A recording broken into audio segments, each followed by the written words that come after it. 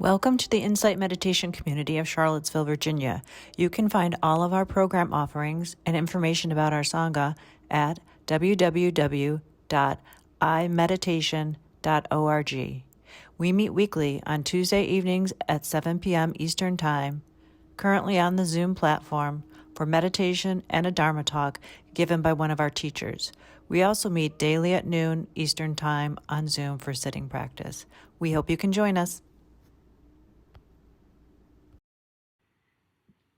So tonight, I'm going to start out with the talk, as I mentioned, and I call this Expanding Our Circle of Concern. I, like many people, have been thinking a lot lately about what separates us and how we bridge that gap in our communities these days. So I was intrigued by this podcast I listened to. Brene Brown did this podcast on dehumanization, a very powerful tool of white supremacy. And she was talking about how research shows that if we dehumanize people, just consider them less than human, it becomes possible to stop feeling empathy for them. We can become blind to their point of view. We see them as morally inferior or dangerous. And then we can justify actions that otherwise we might consider immoral. We start framing our disagreements as, the good people, bad people, good versus evil. And interestingly, she pointed out that people use these tools of dehumanization, the language of dehumanization, on all sides of the political divide. And think about some of the names we use for the other side, whether it's monsters or snowflakes, white trash, feminazis, or the Cheeto. All names that make it possible to distance us from others. So these others fall outside of the scope of our moral code of who should be protected or listened to. If you think about it, if you can make a circle in front of you with your arms in front of you, and inside of that circle is moral inclusion. People I could never hurt. People I feel I should protect. And those outside are the others.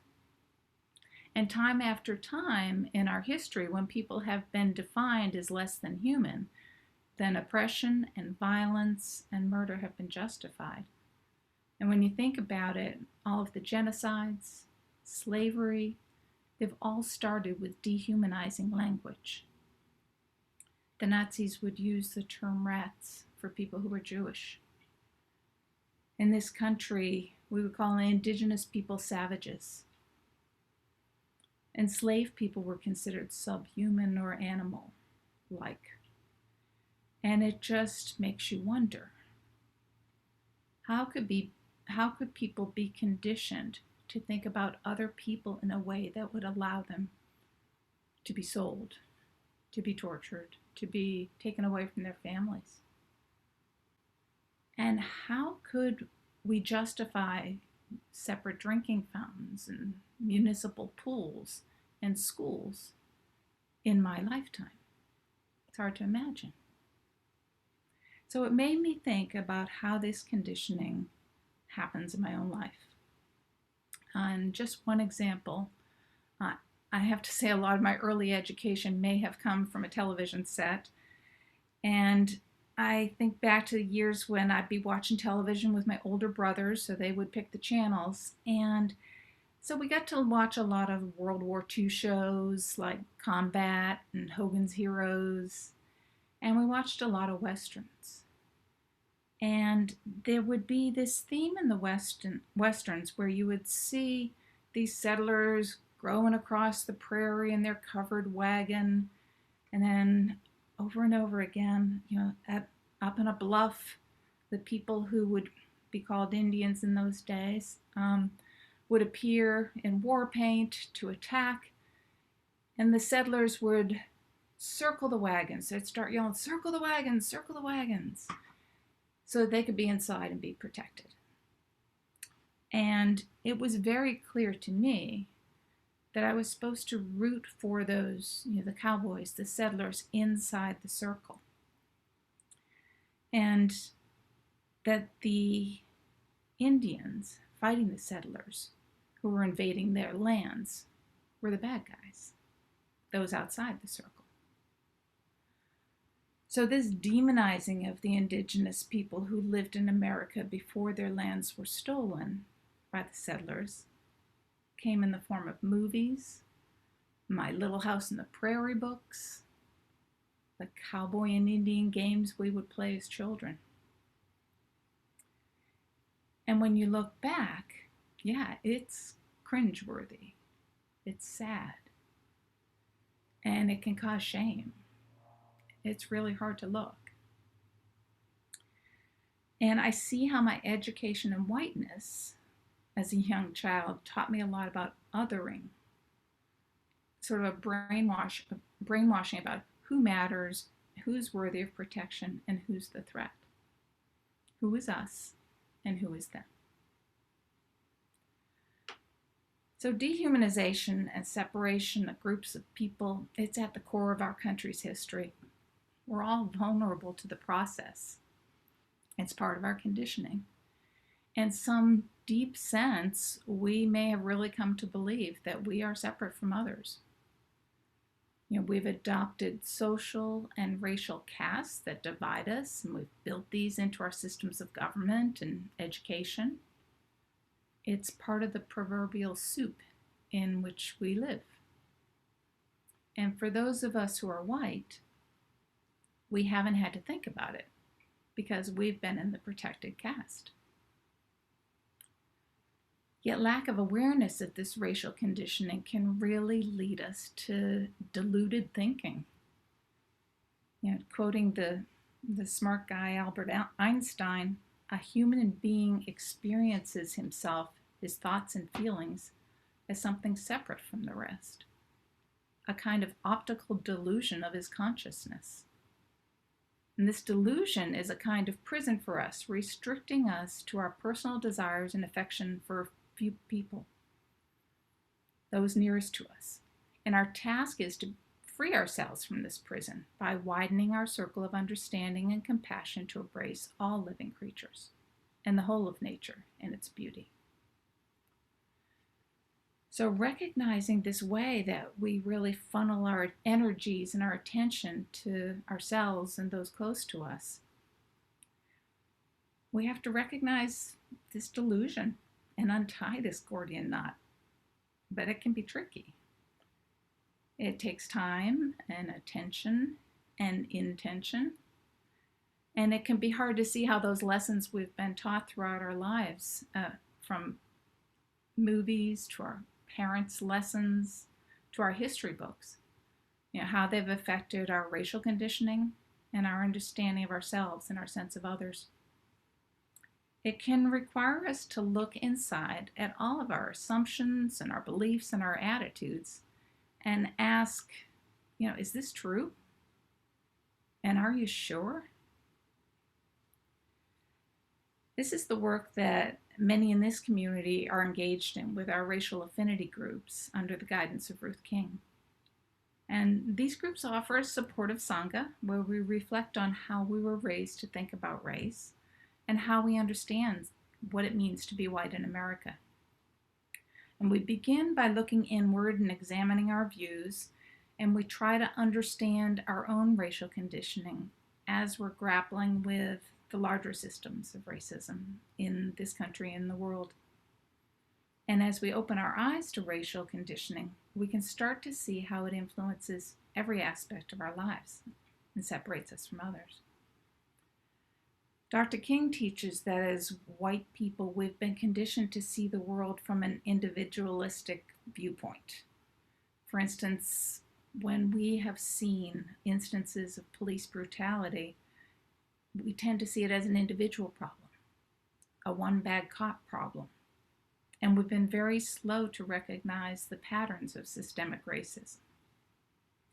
And although communities of color have been victims of violence by police and vigilantes for hundreds of years,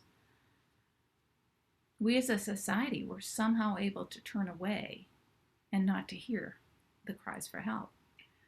It took the brutal murder of George Floyd on video to make it impossible for us to look away. And it shook many of us out of our conditioned response and made us question our views about how we frame the problem.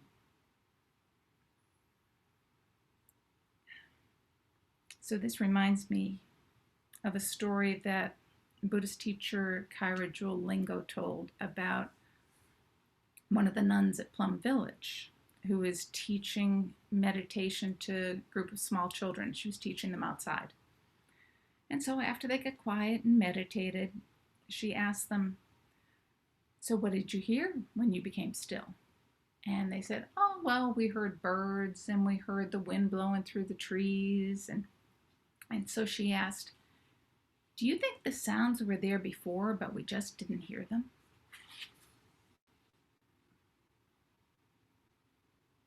And it makes me wonder, what is it that's been there and we just haven't been listening?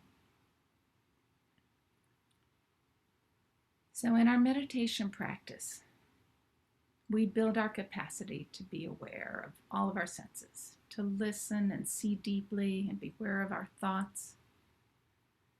But the task is not just limited to our own mindfulness and freedom. It's also in understanding how we're interdependent, how our speech and our action and our thoughts and views affect others.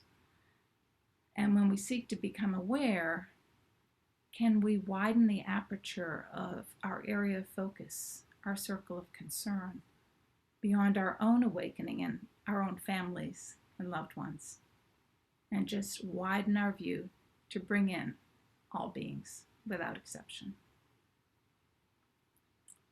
Larry Yang, who's the author of Awakening Together, reminds us that when the Buddha prioritized the refuge of Sangha as the most important part of our practice, he was connecting the personal practice of mindfulness to a collective form of awareness, the internal experience with the external world. Yang says all of our experiences are invited and belong. None of us is marginalized or excluded. And in this way, we're being invited to create beautiful and beloved communities. So we're called to open our hearts. In one of his earliest teachings, the Buddha shared his instructions with his monks about how to go out into the world in the Metta Sutta, the Buddha's words on loving kindness. And I'm going to read just some portions of that. It begins, "This is what should be done by one who is skilled in goodness. Wishing in gladness and in safety, may all things be at ease. Whatever living things there may be, whether they are weak or strong, omitting none. The great or the mighty, medium, short or small, the seen or the unseen, those living near and far away, those born and to be born, may all beings be at ease." And it goes on, "Even as a mother protects with her life her child, her only child, so with a boundless heart should one cherish all living beings. This is said to be the sublime abiding." So it seems that all of the world's great religions have this golden rule that we should aspire to love our neighbors as ourselves. Yet how have we missed the mark and divided into factions, into us and them? And what helps us broaden this circle of love and compassion that we reserve for those who are us?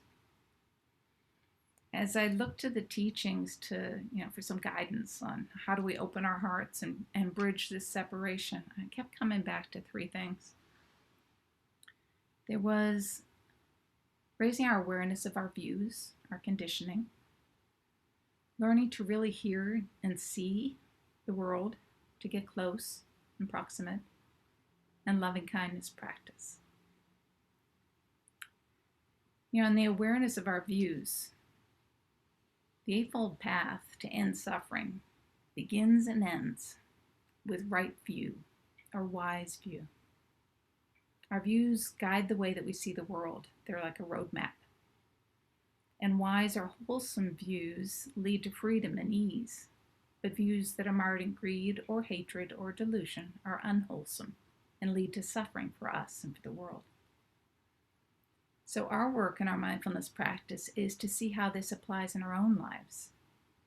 And that's not a one-time task, it's an ongoing inquiry to figure out where our perceptions and beliefs and attitudes lead to freedom and ease and where they might cause harm. It's peeling the onion back, layer by layer by layer. Many of our views were handed down to us early in life, and we're not aware of how they operate in our life and perhaps distort our understanding. And when we aren't aware of our views, we can be stuck with old perceptions of who we are, who others are, and the divide between us. So until we see clearly what we've been conditioned to believe, it can be hard to let go of those views. But neuroscience tells us that we can change those neural pathways of our thinking so that we no longer cling to the way things have always been. So we might inquire, are we clinging to things, to views that no longer serve us? Might those views be affecting our choices, our sense of who belongs, our relationships? And when we mindfully explore our senses and try to more clearly see our perceptions and thought patterns, we might discover those edges, those places where we exclude or feel separate or judge. And notice, who do we include in our circles? Who do we leave outside? I mean, if you just imagine the circle of people who come to mind when we do loving kindness meditation, say, think of your family and loved ones, and the circle of people who come to mind. And just think, are they all included? Are there some who might be left out? Because they may have different lifestyle or different political views. Are there some that it's harder to include?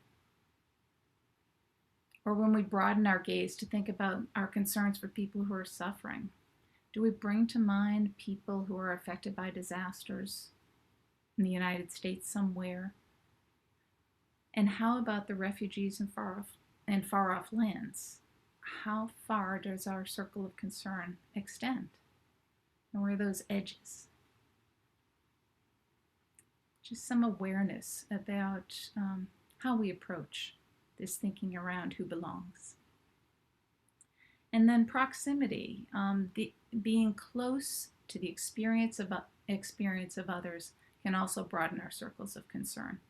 I love the way Brian Stevenson of the Equal Justice Initiative describes that he believes that to build the capacity to wish grace and justice and mercy for all, we have to begin with proximity. You can't understand the most important things from a distance.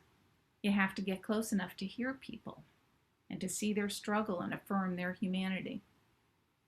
We have to be intentional about broadening our worldview and talk with people, hear their stories person to person, or just as my 10-year-old self learned from television. We can also broaden the stories and the literature and the movies and the interactions that we have to intentionally listen to people of color tell their own stories. I believe it's a really valuable way to open your eyes. Thich Nhat Hanh teaches that insight is revealed through the practice of compassionate listening, deep looking, and letting go of notions rather than the accumulation of intellectual knowledge. Truth is found in life, and we observe life all around us in every moment, ready to learn throughout our lives. And then there's loving kindness practice. We're called to open our hearts through loving kindness. Sharon Salzberg says that empathy and non-separation are the most fundamental aspects of loving kindness. This is what we need to recognize as loving kindness, a radical seeing of our non-separateness, knowing our oneness, our indivisibility. When we see through ignorance and arrive at the heart of our interconnectedness, it's as if we had been living in a bad dream, and our anguish and sorrow were born of simply not seeing or not hearing. So this meta intention to send care and concern to all living beings, omitting none, can be challenging, and we can throw up roadblocks. It's hard to wish others well-being if we don't tap into a sincere intention to share love and compassion for all. And that's why we begin with those for whom it's easiest to send love and compassion, so that we can open our hearts. And that's why we begin loving kindness by wishing ourselves love and compassion, because until we feel cared for, it's hard to care for another's happiness. And then what do we do about that difficult person or the person who harms others?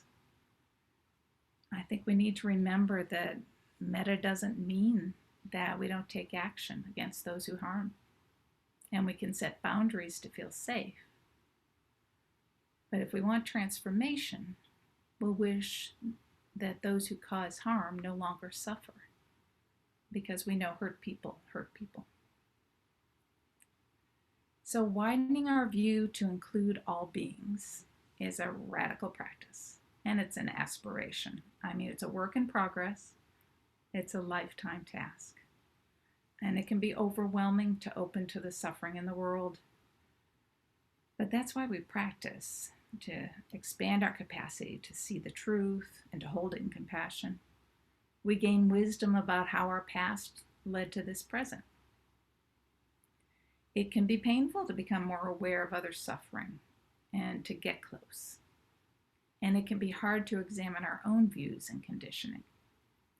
But shame and blame don't help anyone. When we understand how we may have created separation with ourselves and show ourselves compassion, it gives us our hearts more space to connect with others as well. So we can do this work in our individual meditation practice. We can choose to do this work in community with others for support. But in our zeal to address this painful legacy of separation and racism, it's important to balance this sense of urgency to do something with attention to insight. Some of the most healing work that we can do in a world that is divided is to understand where we are coming from, our own views, our attitudes and assumptions, and how these might lead to harm or to healing. Perhaps we worry about seeing the suffering in the world and not having the capacity to respond in a meaningful way. Well, I found some consolation in a Tricycle magazine article this month. It had this charming title of Bodhisattvas Have More Fun. And in it, the author said that even the bodhisattvas who have made a vow to serve the world need not agonize about how can I serve? How can I make a difference? Instead, we can pick up whatever tool is at hand. Oh, it's a cup. It's a hammer. We pick up whatever tool is at hand and we do something. So I'm going to leave it there. I'm going to just share with you some reflection questions. And I know Judy's going to put them in the chat for me, so they'll be there if you're interested. But as we think about expanding our circles of concern, we may want to consider, what am I believing? And is it true? Am I willing to be present, to listen, not to look away? Where am I challenged to include all, omitting none? And listening to my heart, how am I called to connect, to be a support to others? So some food for thought. We're going to take a short break for 5 minutes. Come back at about 7:47. And when we do, we're going to do a guided meditation, a loving kindness meditation. And we'll finish it with a little song. So just so you'll know, you're in your own homes, nobody will hear you, and your microphones won't be on. But the words will be there in case you want to join in at the end of the meditation. So I'll see you all in about 5 minutes. All right. Well, we're going to settle in for a meditation with an intention to send care and concern to others. So I invite you to just get settled in wherever you may be, looking around your setting and noticing where you are, in front of you, behind you, taking a little stretch to look over each shoulder and to stretch out that neck. And just getting a sense of where you are in this space.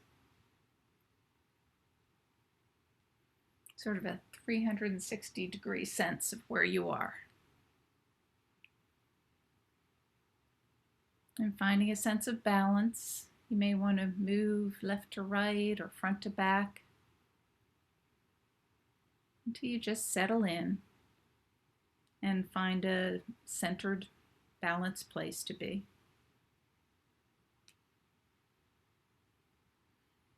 And then coming into stillness. Allowing the eyes to close or just gaze down.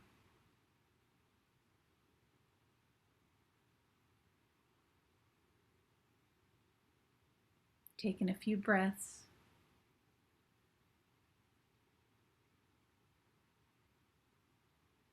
And just noticing what it's like to be present.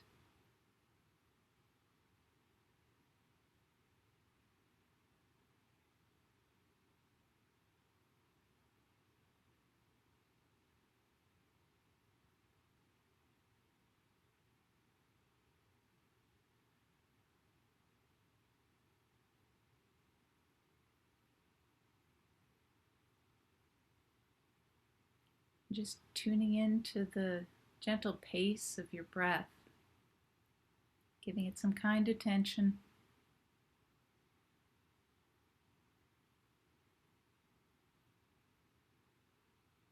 And allowing everything to soften. Bringing in an energy as you breathe in and softening with the exhale.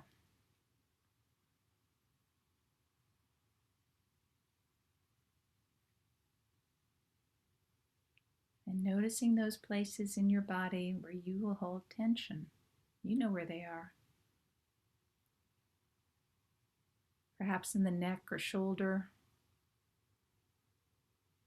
How you hold your back.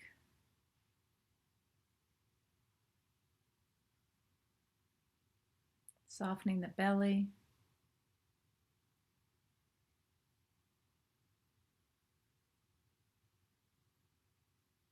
Just anywhere you might have some holding or gripping. Allowing it to soften.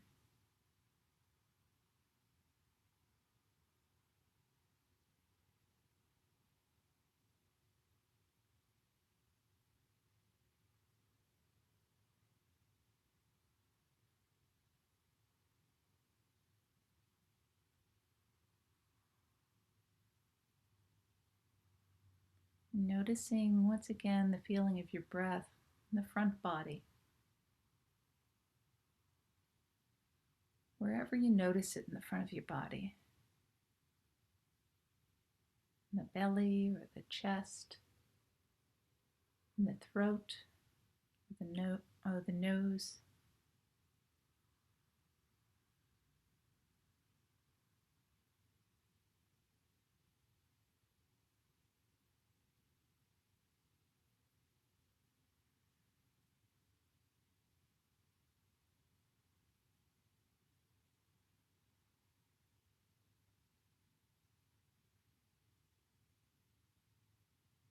And tuning in too to how you feel the breath in the back body.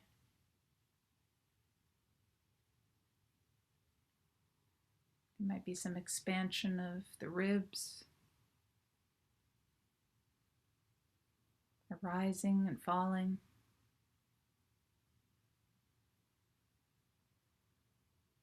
Tensing or relaxing.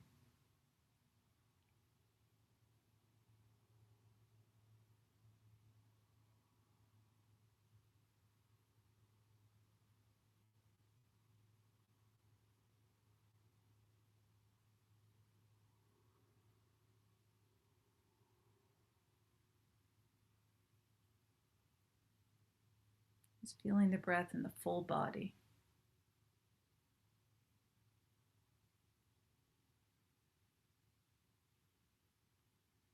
Breathing in energy, breathing out care.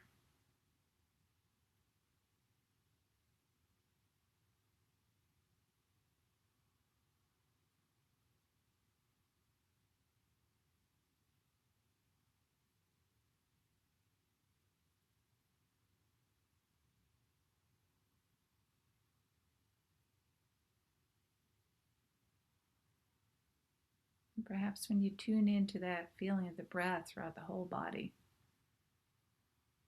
you might feel the flow from toe to head, from head to toe.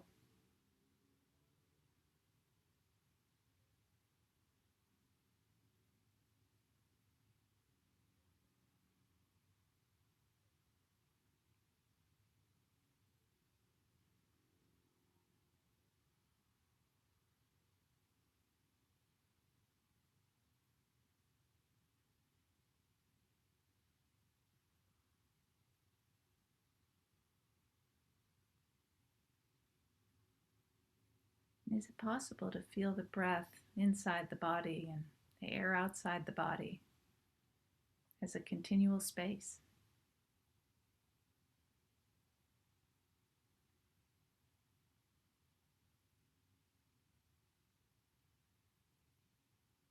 Feeling the breath and the air inside the body and outside the body.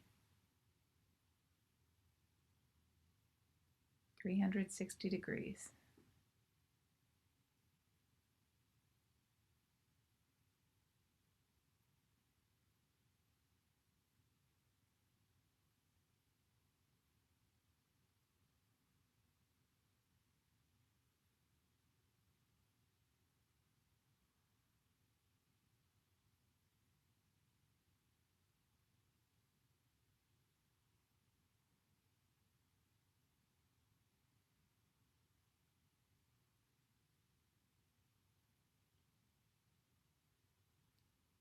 Now moving to our loving kindness practice to send care and concern to ourselves and our loved ones, and our community and the world.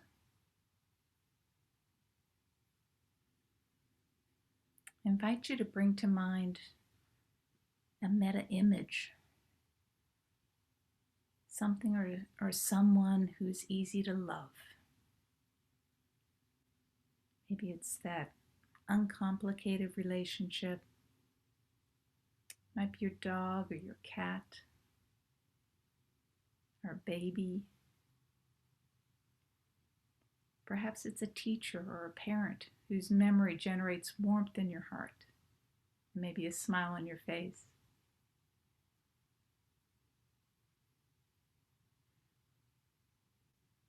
Bringing to mind this being that's easy to love and taking in their love and concern for you.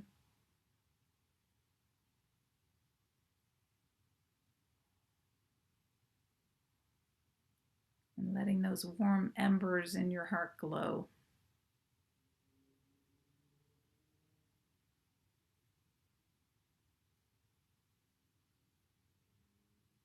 And freely sharing this warmth and love, beginning with ourselves.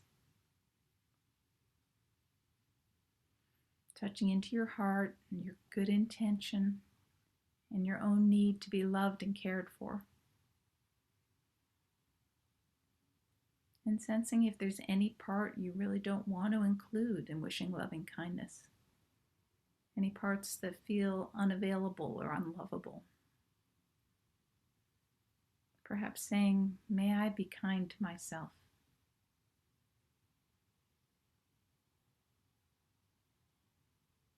And you may want to repeat these phrases after me, silently.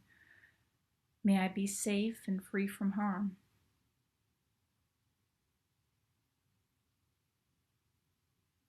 May my sorrows be held in compassion.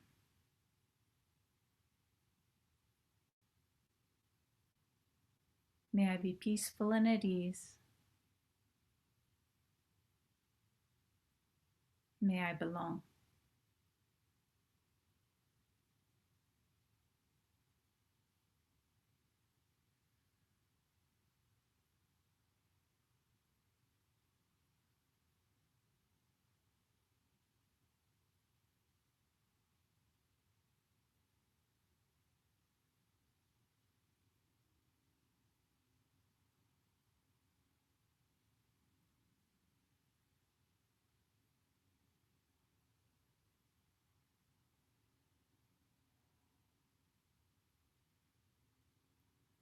Now bringing to mind our family and loved ones, and with each in-breath, feeling our connection and breathing out care and love. Picturing these loved ones around you. And noticing again whether there's anyone on the outskirts of this circle of concern, just not fully part of our circle of family and loved ones. Perhaps someone who's been at a distance or has different views.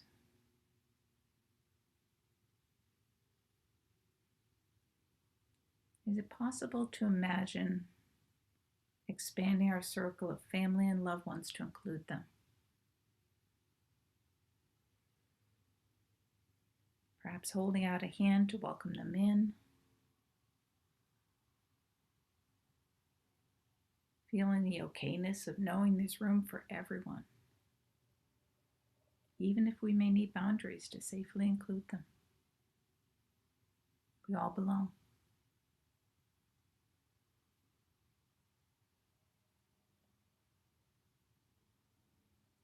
Repeating these phrases, may we be safe and free from harm.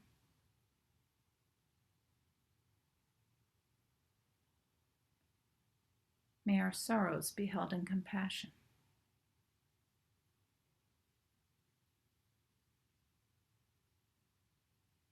May we be peaceful and at ease.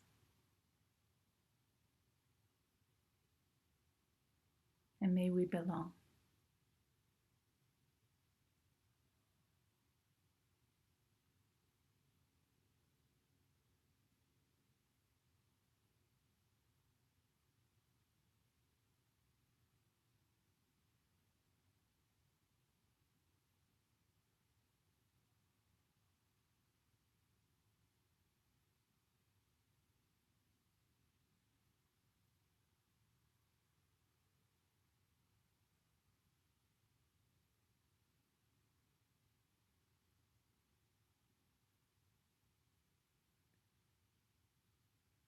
Now expanding to include our community, the Sangha, the friends, the local community where we live, groups that we're part of. Breathing in a feeling of connection to our communities, and breathing out our care and concern. Sharing their energy and wishing them love and compassion.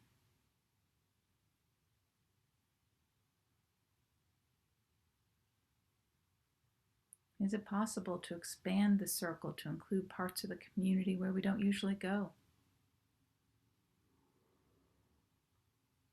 Our grocery clerks and the people we haven't met. Like-minded people and those we disagree with.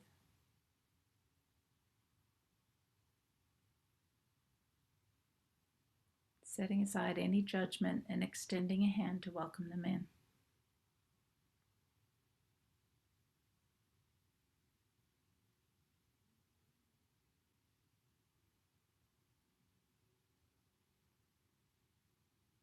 And repeating our phrases, may we all be safe and free from harm.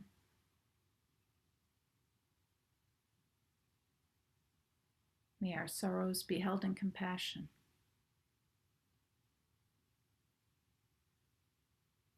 May we be peaceful and at ease. And may we belong.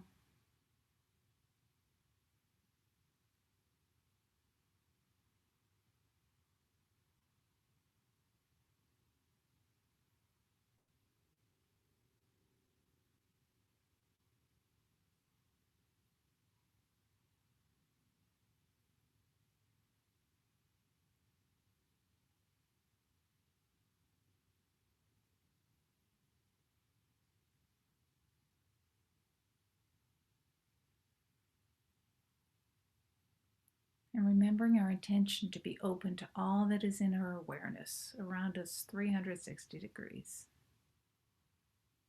As far above and below us is the farthest star. Expanding our awareness to include all living things. People around the world, animals and plants, the earth, places and beings that we don't know or understand. Can we widen our circle of concern to include them all?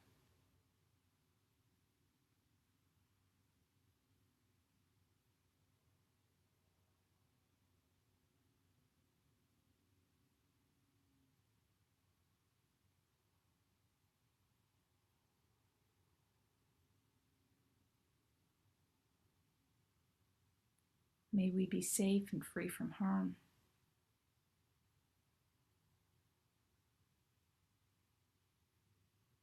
May the sorrows of the world be held in compassion.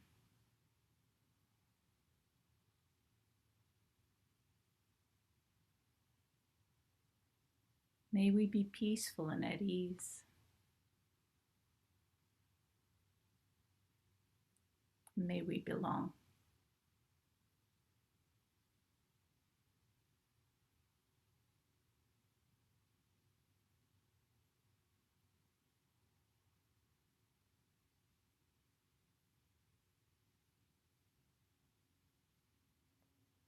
And allowing time to be aware of everyone present. Listening, listening, and welcoming, and welcoming.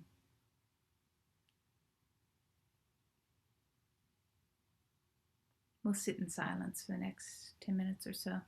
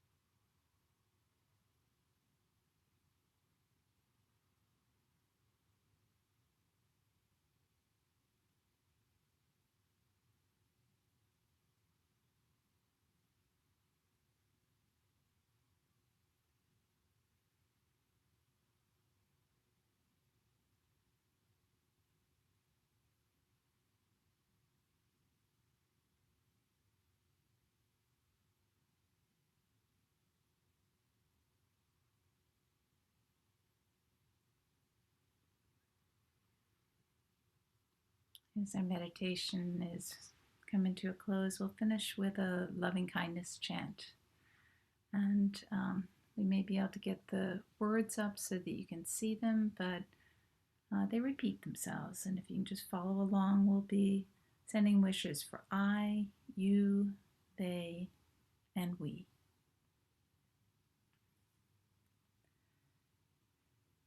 May I be filled with loving kindness. May I be well. May I be peaceful and at ease.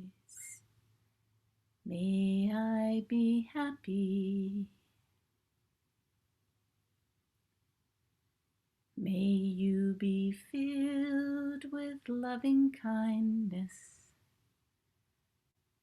May you be well. May you be peaceful and at ease. May you be happy. May they be filled with loving kindness. May they be well. May they be peaceful and at ease. May they be happy. May we be filled with loving kindness. May we be well. May we be peaceful and at ease. May we be happy.